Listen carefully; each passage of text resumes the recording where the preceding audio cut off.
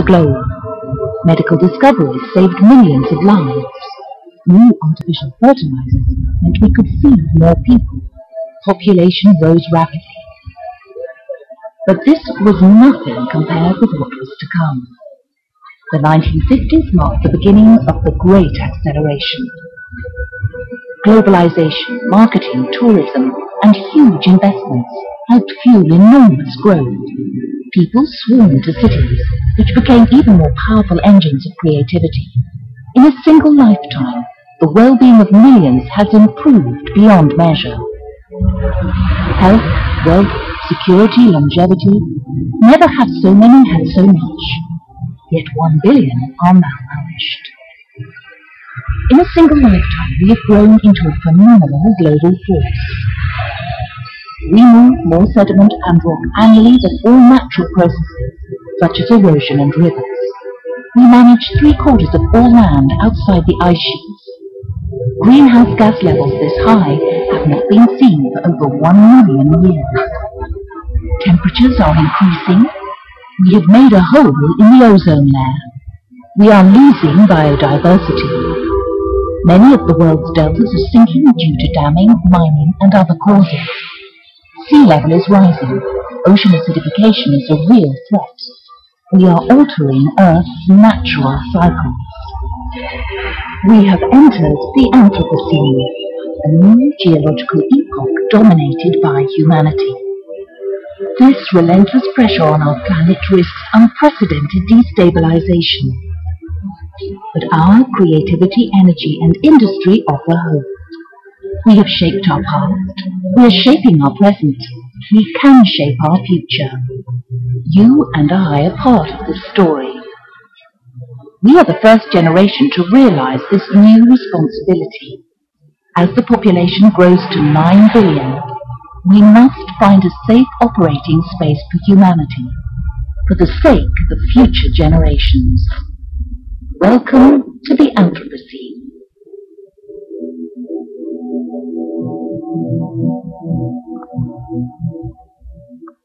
Isso não é apocalíptico, mas é uma coisa bem, digamos assim, é o vídeo que eu achei mais light, né? Porque tem mais a verdade inconveniente do Al Gore, esse pessoal que é mais nervoso, digamos assim.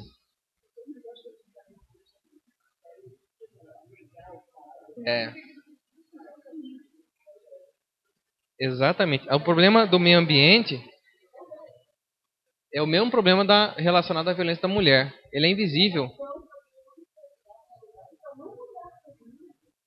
É.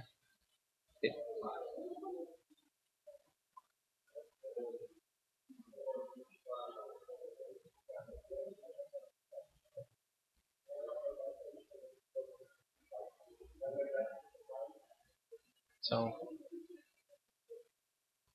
É.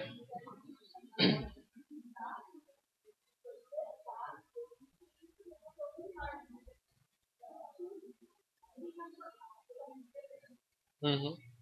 Existem várias pessoas que negam, né, o aquecimento global, aliás, não falam que o aquecimento global é causado pelo homem.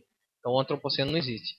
E falam que isso é um fenômeno natural, porque depois da última era glacial, a gente começou a esquentar realmente, que a forma como está sendo esquentado veio originalmente dos vulcões, que emite muito mais gás do que o meio ambiente, etc. Mas não é bem assim. Existe sim interferência do homem em relação ao meio que vive, e a poluição que gera tudo isso, se é discutível que possa gerar o aquecimento global, é certeza que mata muita gente. Lá no Mato Grosso, onde a gente a Mini comenta comigo, né, nas ações que ela pega, em que a própria plano de saúde, Unimed, não aceita mais em determinados locais do estado coberturas em relação a câncer, porque o índice de câncer é muito alto. Agrotóxico. É.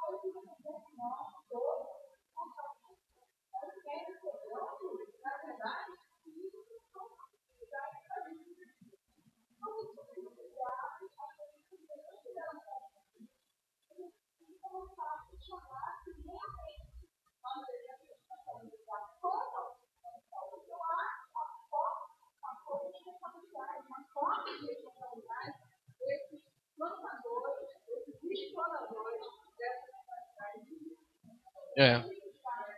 Quando, é, quando veio a Revolução Verde, né, daquele agrônomo americano que até morreu pouco tempo atrás, esqueci o nome dele, da década de 70, a proposta era matar a fome da terra, né? E não ocorreu isso nem de perto, porque nós vamos ver no vídeo, a agricultura familiar foi extinta e aí começou as sementes geneticamente modificadas, que a gente não sabe até que ponto isso pode interferir na saúde, né? Os famosos produtos transgênicos, e causou uma dependência em relação ao que vem da semente. Cargill, né, ou nos insumos a Bayer. São pessoas, são indústrias riquíssimas. Não dá para você combater uma Bayer. Muito dinheiro que eles têm, eles podem contratar os que eles quiserem de advogados, de peritos, de o que você quiser. Você fica refém na mão dos caras. Eu abri um inquérito civil público para investigar, para acompanhar a instalação de uma usina, de uma mineradora lá em Rio Branco. Rio Branco é uma cidade que fica perto de Cáceres, não é Rio Branco, a capital. Aliás, outra cidade lá do norte do Brasil, do Acre. Então, o que aconteceu? A mineradora começou a fazer a prospecção, que são os três tipos de licença, né? A licença prévia, licença de instalação e licença de funcionamento. Já na primeira licença, a gente abriu um inquérito civil e pedimos um geólogo da Universidade Federal e de um químico para acompanhar. E eu fui na audiência pública, só faltaram me apedrejar. O senhor não quer o desenvolvimento, o senhor é disso aqui, o senhor não mora aqui, que minha filha, com quem que minha filha vai casar desse jeito, que não vai ficar pobre, né? Vai casar com o vaqueiro, tem que casar com uma pessoa que trabalha na mineração, ganha mais, né? Ganha um dinheirinho mais, vai comprar o DVDzinho dela no fim do ano e tal. Então, assim, quase me mataram. Por quê? Porque na primeira audiência foi muito claro. Eu falei, enquanto não tiver o EIA-RIMA, né, que é o Estudo de Impacto Ambiental e Relatório de Impacto Ambiental, enquanto não tiver esse EIA-RIMA certo, né, eu não vou aceitar e não vou concordar com esse empreendimento. Aí pronto. Por sorte minha, né, e até mão de Deus, digamos assim, na outra semana estourou, porque o problema foi o seguinte. A mineradora queria fazer a Lagoa de Rejeitos num local que era de risco e que caía perto de um córrego. A Lagoa de Rejeitos é onde vai todo o mercúrio e tal da mineração, joga naquela lagoa, fica ali. Ela tem que ter uma manta sílica e uma manta de argila para não entrar no lençol freático. E eles queriam fazer essa Lagoa de Rejeitos dessa finura, bem fino. Aí eu falei, não tá certo, isso com base nos estudos do geólogo, né? Isso aqui o lençol não vai aguentar, isso aqui vai estourar. Não. Aí que começou o discurso, né? O prefeito, principalmente, os vereadores e tal, quase queriam me apedrejar. Aí tudo bem. Mas não aceito, vou entrar com ação, se tiver que vamos discutir na justiça. Se a justiça autorizar, eu vou recorrer. Mas isso aqui, o promotor não é ruim mesmo, o povo ruim e tal. Não tem problema. Bom, aí depois de uns 15 dias, lá em Minas Gerais estourou uma lagoa de rejeitos de uma mineradora e foi tudo pro rio. Ficou vermelho o rio, morreu. Acabou. Né? Imagina o refúgio da mineração entrando no rio. O que isso causa para o meio ambiente, para a população, né? Para o entorno, que é chamado entorno, e quantos anos vai ser necessário para você reverter isso? Até hoje, tem pessoas contaminadas pelo Césio, lá de Goiânia, que foram, acho que tem 20 anos esse acidente, não lembro. Muito tempo. Chernobyl, então, ninguém nem sabe o que vai acontecer com as pessoas. Então, assim, a gente não tem previsão até onde que vai o dano. É igual o CPI, sabe como é que começa, não sabe como é que termina. Dano ambiental é pior ainda. Por causa disso aí, saiu no Jornal Nacional. Na outra audiência pública que eu fui lá, ele falou, pois é, o senhor tem razão, realmente. Eu falei, pois é, vai matar todo mundo, né? Porque a mineradora vai vir aqui, vai tirar o dinheiro, né? Vai embora. Aí, Aí a mineradora baixou um pouco a bola, porque dá dó de ver. Não tem como competir o poder público com, por exemplo, um empreendimento estrangeiro. No caso lá, ele é uma mineradora da Inglaterra. A mineradora deu ônibus para fazer audiência pública, deu lanche pro pessoal, deu camisetinha, reguinha, pastinha. O cara fica encantado. O imaginário dela é que aquilo ali é maravilhoso, né? E aí, se não tiver uma coisa de impacto, a pessoa não cai em si. Bom, no Brasil, como que foi o início dos crimes ambientais? Como é que foi tratado? As primeiras manifestações no Brasil de tutela da natureza veio do patrono da independência, né? O José Bonifácio de Andrade Silva. Ele falou o seguinte, mas é bem antropocêntrico, né? Você vai perceber. Se a navegação aviventa o comércio e a lavoura, não pode haver navegação sem rios, não pode haver rio sem fontes, não há fonte sem chuvas, não há chuva sem umidade e não há umidade sem floresta. É um pensamento bastante avançado para a época, embora antropocêntrico, mas bastante avançado para a época, e já mostra bastante a preocupação. O próprio Dom Pedro II, ele era um naturalista, tinha cartas e cartas que ele escrevia para vários filósofos, ele adorava viajar, viajou mais que Fernando Henrique e o Lula juntos, né? E viajava tudo de navio e a pé, e ele sempre gostava muito de pesquisar isso e incentivou muita gente a estudar sobre a ecologia também, o Dom Pedro II. Isso antes, né? Sim. Bom, então, no Brasil, na era Vargas, o primeiro decreto que regulamenta mais o crime contra os animais foi isso aí. Os animais, é o decreto de 34, os animais serão assistidos em juízo pelos representantes do Ministério Público. Aí o Stone, lá da Inglaterra, lá nos Estados Unidos, já gostaria de ver esse decreto. Seus substitutos legais e pelos membros da Sociedade Protetora de Animais, legitimados. Todos os animais existentes no país são tutelados do Estado. Isso é importante porque até então, ou depois disso, a gente começou a conviver com leis que animais de fora, exóticos, podem ser criados normalmente. Animais silvícolas, animais aqui do Brasil, não. Nativos, não. Lembra do papagaio do Jackson? Lembra que ele foi filmar um programa da Pepsi? Aí ele precisava filmar com um papagaio. E aí não podiam pegar um papagaio brasileiro. Pegaram um papagaio estrangeiro de pena branca, pintaram ele de verde para poder gravar a propaganda da Pepsi. Morreu o bicho. Mataram, envenenaram, coitado. Olha depois na internet, lembra dessa notícia? Quando ele foi gravar um comercial para Pepsi. Então, no Brasil não pode usar animal nosso papagaio. Você pode usar leão, pode usar animal elefante, desde que tenha autorização do IBAMA, você pode criar sem problema. Mas se você for inventar de criar um papagaio que não seja aquele registrado, com um criador autorizado, muito regularizado, e paga em média 15 mil reais por cada bicho desse, legal, né, legalizado, você não pode criar. Então, existe uma discriminação entre os tipos de animais brasileiros. Os animais brasileiros são mais protegidos que os animais de fora. Quando eu era estudante de direito, uma vez eu estava passando em frente a uma loja de pequenos animais e tinha um filhote de leão à venda, ainda comendo ração de cachorro. Foi o primeiro contato que eu vi com crime ambiental. Eu voltando a pé, né, da faculdade, aí eu vi que ele era leão mesmo, venda. Assim. Aí eu chamava Quatro Patas, uma loja veterinária. Aí eu liguei, foi até engraçado isso.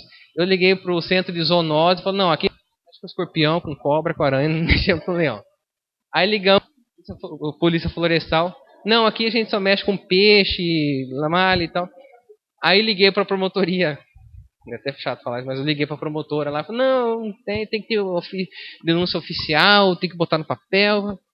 Aí eu peguei e liguei para a imprensa, pro jornal. Aí foi lá e resolveram. Mas era um leão que estava sendo vendido. Se um papagaio que não fosse aquele regulamentado, vendido, era crime inafiançável. Como era um leão, no máximo, quem estava vendendo um leão poderia responder por maus tratos. É que o maus trato pega qualquer tipo de animal. Então, no Brasil existe esse preconceito, entre aspas, entre os animais nossos e os animais de fora. Por que isso? Porque entende-se, novamente o antropocentrismo, né, que os animais nativos do Brasil, papagaio, tatu, tal, eles são importantes para nós humanos.